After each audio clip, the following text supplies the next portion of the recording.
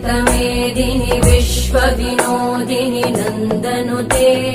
गिरिवरविन्द्यशिरोधिनि वासिनि विष्णुविलासिनि जिष्णुनुते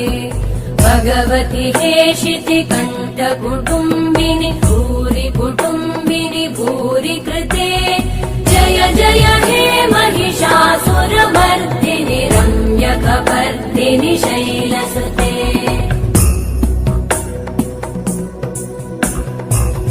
सुरवरवर्षिणि दुर्धरधर्षिणि दुर्मुखमर्षिणि हर्षरते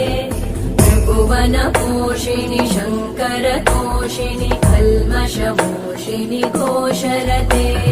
तनुजनिरोषिणि दितिसुतरोषिणि दुर्मदशोषिणि सिन्धुसुते जय जय हे महिषा